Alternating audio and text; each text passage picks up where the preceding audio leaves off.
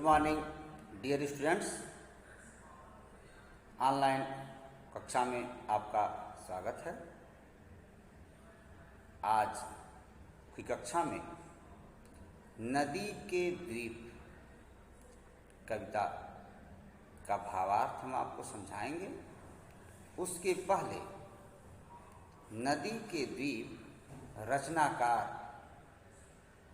सच्चिदानंद हीरानंद वात्स्यायन अज्ञेय का संक्षिप्त रूप से जो जीवन परिचय है उसको बताएंगे।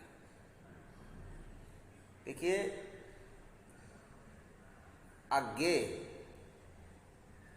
का पूरा नाम सच्चिदानंद हीरानंद वात्स्यायन है। इनको अज्ञेय भी कहा जाता है। अज्ञेय इनका उपनाम है, इसलिए रचनाकार का पूरा नाम भी जानना आवश्यक है। अज्ञेय इनको वैसे लोग कहते हैं अज्ञेय जी, लेकिन आपको रचनाकार का पूरा नाम याद होना चाहिए। सच्चिदानंद हीरानंद वात्स्यायन अज्ञेय का जन्म 7 मार्च 1911 ईस्वी को उत्तर प्रदेश के देवरिया जनपद के कसिया नामक ग्राम में हुआ। इसी उत्तर प्रदेश के निवासी थे कौन? अज्ञेय जी। कसिया एक ग्राम है, वहाँ पैदा हुए थे 7 मार्च 1911 को। क्रांतिकारी आंदोलन में भाग लेने के कारण इन्हें कई बार जेल यात्रा भी करनी पड़ी। क्रांतिकारी आंदोलन जब चल रहा था देश में आज़ादी के प्रति, आज़ादी दिलाने के लिए जो देश के युवा थे वह तमाम तरह से आंदोलन करते थे। उन आंदोलनों में अज्ञेय जी भाग लेते थे, हिस्सा लेते थे। उसके कारण इन्हें कई बार जेल तक की यात्रा करनी पड़ी। पिता की सेवानिवृत्ति के बाद कुछ समय तक ये सैनिक और विशाल भारत के संपादकीय विभाग में कार्यरत रहे। 2 पत्र हैं, सैनिक और विशाल भारत, उसके संपादक ही थे आप। संपादकीय विभाग में इन्हों कार्यरत रहे। सन 1943 से 46 तक सेना में रहे। यहाँ से मुक्त होने पर इलाहाबाद से प्रकाशित प्रतीक से जुड़ गए। प्रतीक एक पत्रिका है जिससे जुड़ गए थे। इन्होंने अनेक पत्र पत्रिकाओं का संपादन भी किया, जिनमें विशाल भारत, दिनमान, नवभारत टाइम्स तथा नया प्रतीक शामिल है। कुछ दिन ये आकाशवाणी से भी संबद्ध रहे। कैलिफोर्निया विश्वविद्यालय में इन्होंने कुछ समय तक अध्यापन भी किया। 4 अप्रैल 1987 को इनका निधन हो गया। इन्हें योग्य थे कि कैलिफोर्निया विश्वविद्यालय में चले गए थे, वहाँ अध्यापन कर रहे थे। 1987 में इनका निधन हो गया। अज्ञेय जी की प्रतिभा बहुमुखी है। आंगन के पार द्वार इत्यल हरी घास पर क्षण भर इंद्रधनु रौंदे हुए ये अरि ओ करुणा प्रभा में सुनहले शैवाल कितनी नाव में कितनी बार तथा पूर्वा इनकी प्रसिद्ध काव्य रचनाएं हैं। ये सब इनकी प्रसिद्ध काव्य रचनाएं हैं। सन 1978 में कितनी नाव में कितनी बार नामक काव्य रचना पर इन्हें ज्ञानपीठ पुरस्कार भी प्राप्त हुआ था। अज्ञेय जी की भाषा में मुख्यतः संस्कृत निष्ठ पदावली का प्रयोग हुआ है।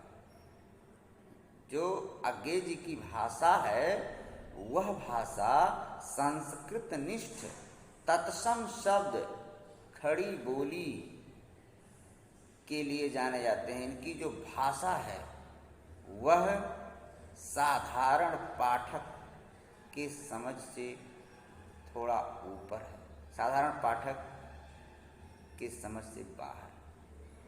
साधारण पाठक को इनकी काव्य रचनाएं पढ़ते समय अरुचि उत्पन्न हो जाएगा। इन्होंने जिस प्रकार की शब्दावली का प्रयोग किया है अपनी बात कहने के लिए, जिसका यह माध्यम चुनते हैं, जिस शब्दों को चुनते हैं, वह साधारण पढ़ा लिखा व्यक्ति उसको समझ नहीं पाता। यही इनकी भाषा की विशेषता है कि वह संस्कृत निष्ठ पदावली का प्रयोग करते हैं, जिसको आप तत्सम शब्द समझिए। खड़ी बोली शुद्ध भाषा का ज्ञान अज्ञे जी को है। तो आपके इस पाठ्यक्रम में नदी के द्वीप कविता अज्ञे जी द्वारा रचित है और इस कविता को एक बार हम आपके सामने प्रस्तुत कर रहे हैं। देखिए, इसके कठिन शब्दों से इसकी कविता का जो भाव है उसको समझने की जरूरत है। कठिन शब्दों से डरने की आवश्यकता नहीं है, उससे आपको भागने की आवश्यकता नहीं है। बहुत ही महत्वपूर्ण विषय इस कविता में कवि ने उठाया है। बहुत ही महत्वपूर्ण विषय, बहुत ही चर्चित कविता है इनकी। कवि ने क्या लिखा है? हम नदी के द्वीप हैं। हम नहीं कहते कि हमको छोड़कर स्रोतस्विनी बह जाए, वह हमें आकार देती है। हमारे कोण, गलियां, अंतरीप, उभार, सैकत कूल सब गोलाइयां उसकी गढ़ी हैं।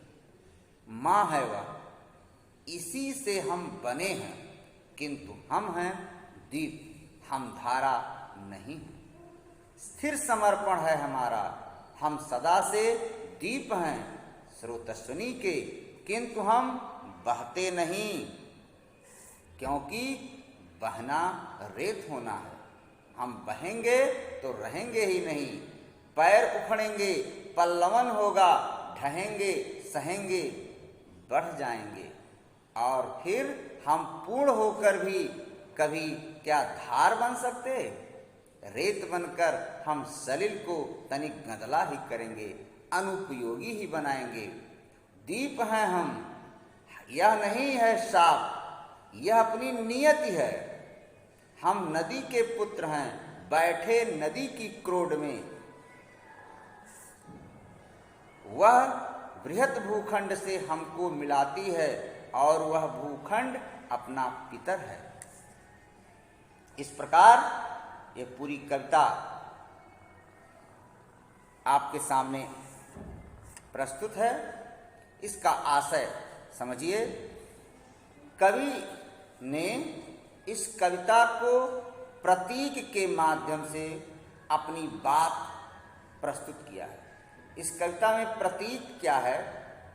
इस कविता में कवि ने व्यक्ति, समाज, परंपरा, इन तीन बातों को प्रतीक के माध्यम से कहने की कोशिश की है कि इस संसार में व्यक्ति, परंपरा और समाज तीनों का क्या संबंध है।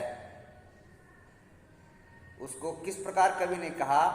जो दीप है, दीप जो व्यक्ति का प्रतीक है, जो नदी है वह परंपरा का प्रतीक है, और द्वीप या नदी जिस धरा पर है, जिस भूखंड पर है, वह समाज है। तो कवि ने क्या लिखा?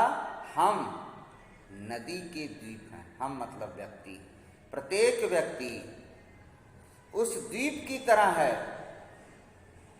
जो नदी के बीच में अकेला खड़ा है द्वीप, और संघर्ष कर रहा है। क्या संघर्ष करता है? तेज आंधी हो, तूफान हो, बाढ़ हो, किसी भी तरह का प्रकोप हो, तो वह द्वीप उस नदी के जल से, उस नदी की धारा से अपने को बचाता है। अपने को बचाने के साथ साथ उसमें स्थिर है। वह टूटता नहीं है, वह गिरता नहीं है, वह खंडित नहीं होता है, संघर्ष कर रहा है। तो कवि ने क्या लिखा, हम नदी के द्वीप हैं, मतलब द्वीप की तरह हैं हम। फिर आगे लिखते हैं, हम नहीं कहते कि हमको छोड़कर स्रोतस्विनी बह जाए। व्यक्ति द्वीप यह नहीं कह रहा है कि हमको छोड़कर स्रोतस्विनी अर्थात नदी बह जाए।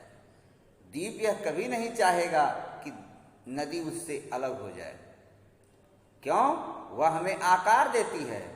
हमारे कोण, गलियां, अंतरीप, उभार, सैकतकूल सब गोलाइयां उसकी गढ़ी हैं।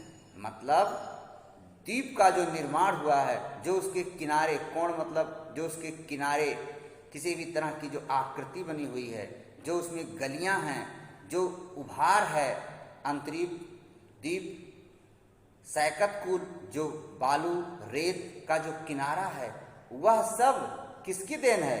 वह सब उस नदी की देन है जो द्वीप के चारों ओर स्थिर है, चारों ओर स्थित है।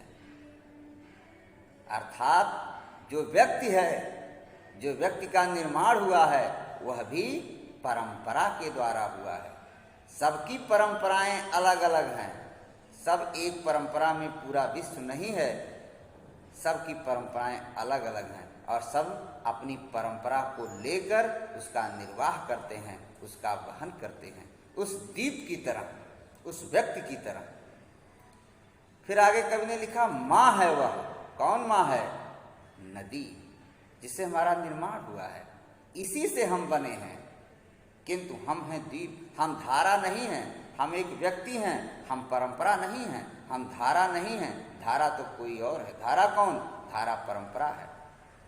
परंपरा के द्वारा प्रत्येक व्यक्ति गढ़ा जाता है, उसका निर्माण होता है। जिस प्रकार नदी के द्वारा द्वीप का निर्माण होता है। स्थिर समर्पण है हमारा। द्वीप की तरह व्यक्ति का भी जो समर्पण है वह अपनी परंपरा के प्रति स्थिर है। स्थिर होना भी चाहिए और स्थिर है भी। हम सदा से द्वीप हैं स्रोतस्विनी के। जिस तरह वह द्वीप नदी में स्थिर है, उसी तरह व्यक्ति भी अपनी परंपराओं से बंधा हुआ है। किंतु हम बहते नहीं हैं। द्वीप कह रहा है कि हम बहते नहीं हैं। द्वीप तो खड़ा है, बहते नहीं हैं। बहना, क्योंकि बहना रेत होना है। द्वीप से जो अंश टूटकर गिर जाता है वह रेत बन जाता है, बालू बन जाता है, मिट्टी बन जाता है और पानी की धारा में वह बह जाता है। तो कवि ने लिखा, हम बहेंगे तो रहेंगे ही नहीं। जिसने अपनी परंपरा को छोड़ दिया, कहने का तात्पर्य है उसका जीवन नष्ट है, उसका जीवन समाप्त है। कैसे समाप्त है? द्वीप से जो अंश टूटकर गिर गया वह नदी की धारा के साथ बह गया। बहेंगे तो रहेंगे ही नहीं, कोई नाम लेने वाला नहीं रहेगा। पैर उखड़ेंगे, पैर उखड़ जाएंगे, पल्लवन होगा, बाढ़ आएगा, ढहेंगे, सहेंगे, बढ़ जाएंगे। तात्पर्य कि किसी भी तरह की परिस्थिति हो, द्वीप को संघर्ष करना रहता है उस जल से, जल प्लावन से, बाढ़ से, तूफान से। उसी तरह से व्यक्ति को परंपराओं पर आए हुए किसी भी तरह की समस्या से घबराना नहीं चाहिए, भयभीत नहीं होना चाहिए, संघर्ष करना पड़ता है। रेत बनकर हम सलिल को तनी गदला ही करेंगे। जब आप टूट जाएंगे, रेत बन जाएंगे, तो क्या होगा? सलिल अर्थात उस परंपरा को गंदा करेंगे। समाज में जो परंपराओं को तोड़ देता है, जो परंपराओं को छोड़ देता है, जो टूट जाता है, वह क्या करता है? उस नदी को, उस समाज को गंदा करता है। कवि ने कितनी महत्वपूर्ण बात कही, अनुपयोगी ही बनाएंगे। आगे, द्वीप हैं हम, यह नहीं है शाप, यह अपनी नियति है, यह हमारी क्या है? यह हमारा भाग्य है। कौन सा भाग्य है कि हम जिस परंपरा में जन्म लिए हैं उसी में हमारा मृत्यु भी हो। उसको तोड़ने की बात कवि ने नहीं किया है, और जो तोड़ दिया वह उसी तरह उस द्वीप से अलग होकर रेत की तरह उस जल की धारा में मिट जाएगा। फिर आगे कवि ने कितनी सुंदर बात कही, हम नदी के पुत्र हैं, नदी के पुत्र हैं। जो द्वीप है वह नदी से उसका निर्माण हुआ है। द्वीप अर्थात व्यक्ति बैठे कहाँ है? नदी की क्रोड में। मतलब जो व्यक्ति है वह कहाँ बैठा हुआ है? परंपराओं में बैठा हुआ है, परंपराओं में जकड़ा हुआ है, परंपराओं का निर्वाह कर रहा है। किस तरह से? जिस तरह से नदी के बीच द्वीप स्थित है उसी तरह व्यक्ति परंपराओं से बंधा हुआ है। वह बृहद भूखंड से हमको मिलाती है। कौन? वह नदी, वह परंपरा हमको किससे मिलाती है? इस बृहद भूखंड अर्थात समाज से। हर व्यक्ति, हर समाज अपनी अपनी परंपराओं का निर्वाह करता है, लेकिन जिसने अपनी परंपरा को त्याग दिया, जिसने अपनी परंपरा को छोड़ दिया, वह रेत के समान उसका जीवन नष्ट हो जाएगा। वह उस परंपरा में बह जाएगा और समाज को गंदा करेगा। और वह भूखंड क्या है? वह समाज क्या है? वह अपना पितर है जिससे हम अलग नहीं हैं। हर व्यक्ति समाज में रहते हुए अपनी परंपराओं का निर्वाह करता है और करना चाहिए। यही कवि ने इस कविता के माध्यम से संदेश दिया है, और जो बहुत महत्वपूर्ण संदेश है। व्यक्ति, परंपरा और समाज तीनों को प्रतीक के माध्यम से कवि ने समझाने का प्रयास किया। प्रतीक क्या है? एक द्वीप है और दूसरी नदी और तीसरा यह भूखंड। मुझे विश्वास है कि नदी के द्वीप कविता आपकी समझ में आ गया।